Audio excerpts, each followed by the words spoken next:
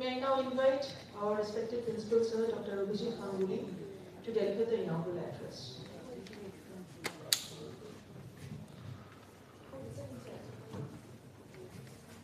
Hello.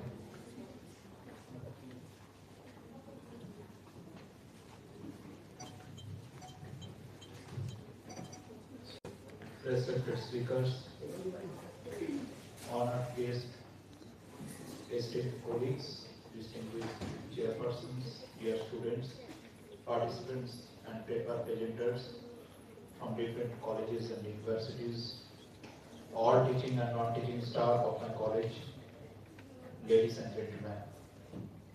It gives me immense pleasure and a deep sense of responsibility to welcome you all to this ICSSR ERC sponsored national seminar hosted by Kidderpore College, Kolkata,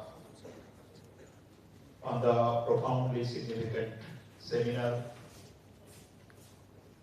India's stance and strategy in the potential crisis of World War III from different global perspectives. At the outset, I extend my heartiest gratitude to ICSSR Eastern Regional Center for supporting this intellectually vital initiative. My sincere appreciation also goes to Dr. Chandrauli Das, the convener of this seminar, Dr. Prabodh Kumar Misro, the organizing secretary and bursar of the seminar,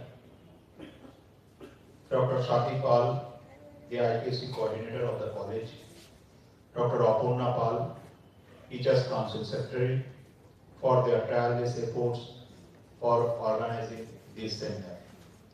We are deeply honored to have with us an eminent panel of speakers, Dr. Bimal Shankar Nando, Associate Professor, Department of Political Science, Charu Chandra College, Kolkata, Dr. Shivashish Chatterjee, Professor, Department of International Relations, Jadavpur University, Dr. Anindo Jyoti Mojumdar, Department of International Relations, Jadavpur University, Brigadier Devashish Das, Indian Army, Dr. Lokhi Narayan Shatpati, Director MMTTC, University of Calcutta, Dr. Ishani Nashkar, Department of International Relations, Jadavpur University, Kolkata, and we are equally privileged by the presence of our special guest, respected Dr. Rumpa Das, Principal Maheshwara College, Kolkata. I also express my heartiest thanks to the technical support team of my college, which includes the name of Dr. Dipendu Rai and Professor Pidu Chandra Das.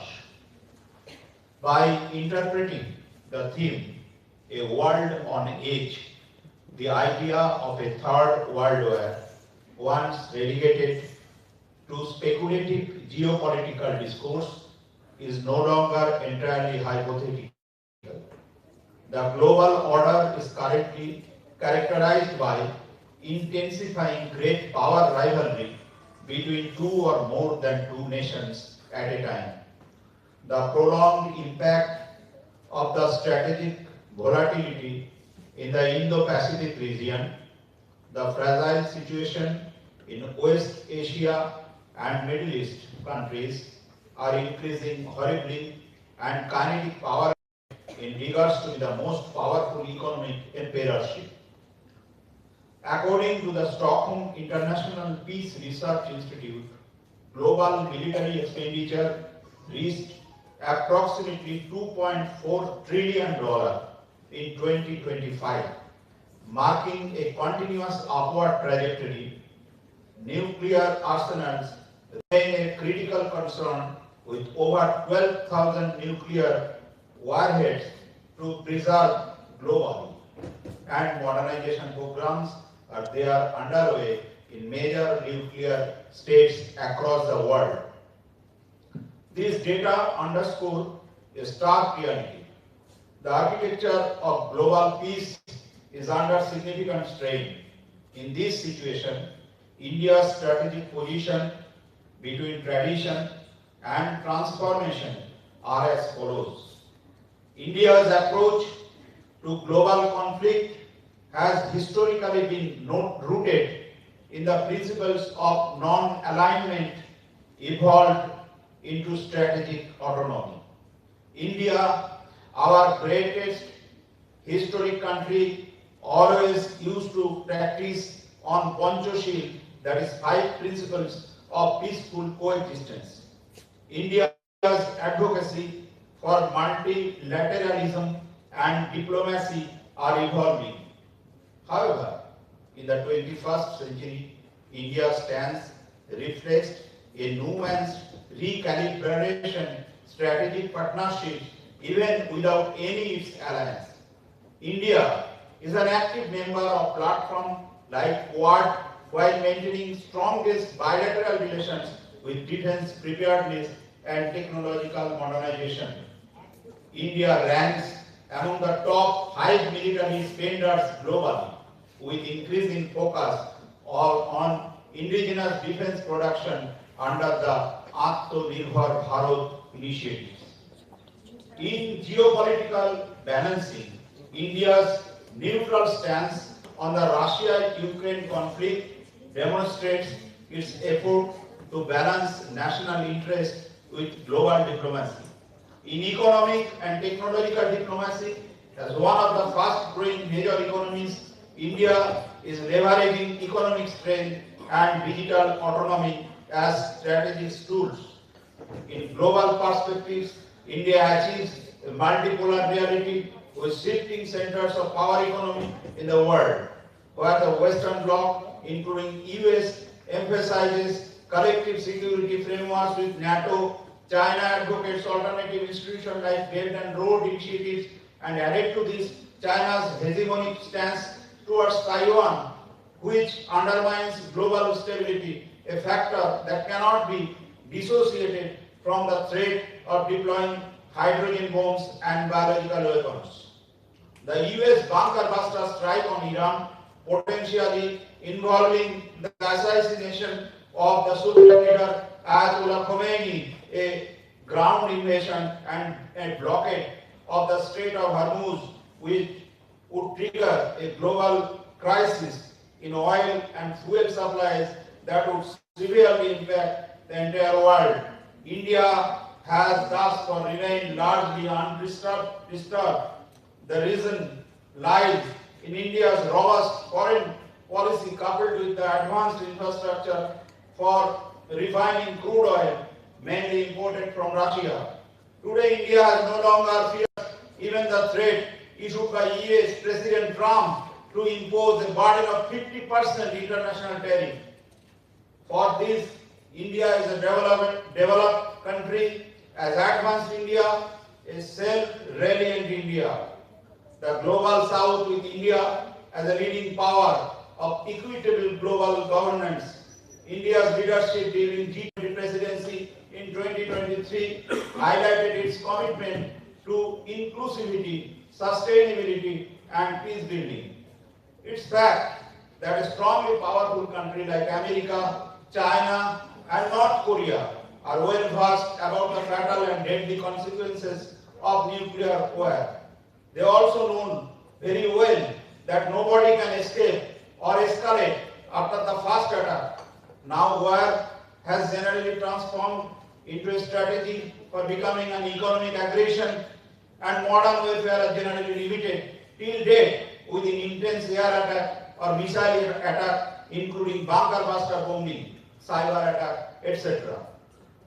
As the psychological pressure of nuclear warfare could be floated again and again in near future, but every country knows the adverse reaction of actual nuclear war, which may devastate the other countries within a fraction of a moment.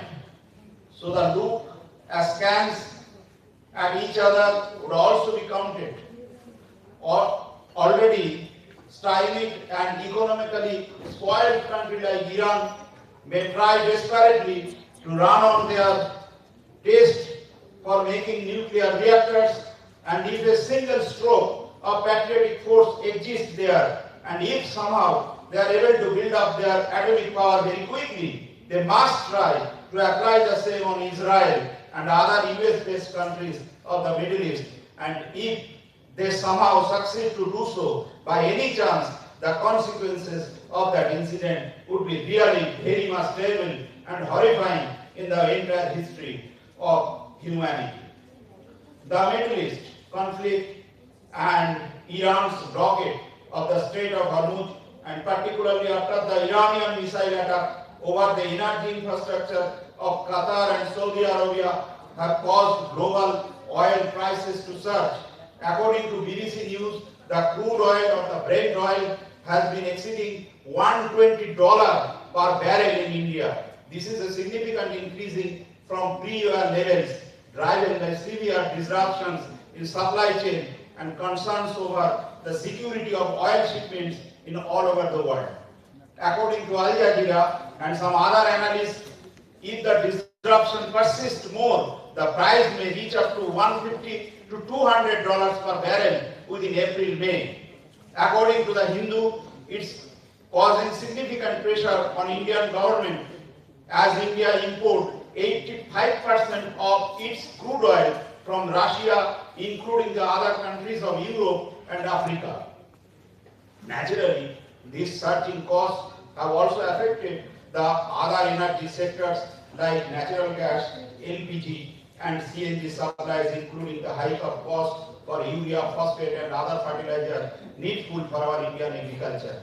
Till date, Government of India is striving to supply the LPG cylinder to the common people with subsidized price. But if the Persian Gulf War persists, the situation might be worse than today. A significant chunk in stock market will also fall substantially in Europe, including all parts of Southern and Southeast Asia. This seminar is not merely an academic exercise. It's a platform to generate actionable insights that may contribute to national and global policy discourse. Let us a call for peace and preparedness. While discussion on World War III may seem alarming, they are necessary. This does not imply any kind of pessimism. Rather, it reflects responsibility. India's role, therefore, must be guided by tightening the border security force between India-Pakistan and India-Bangladesh border, to restrict and make protest against false narratives regarding the human casualties, crash landing, ambushment, etc. Pakistan usually spreads such type of propaganda and fake narratives against India to some extent.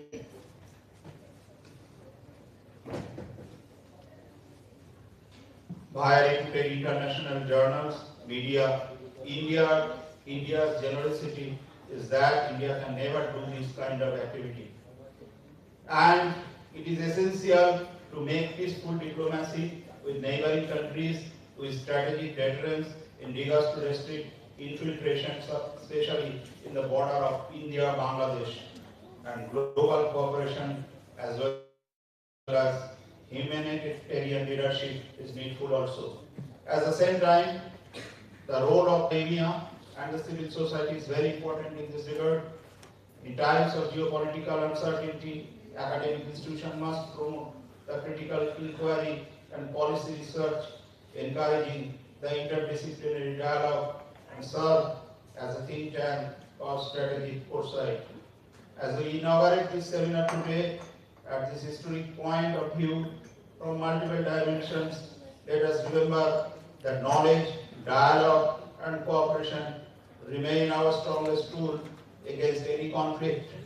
I am confident that the deliberations over the next session will enrich our understanding and contribute meaningful to this critical discourse. I once again welcome all the dignitaries, scholars, and participants, and wish the seminar a grand success. Thank you. Thank you, sir, for your inspiring and insightful lecture.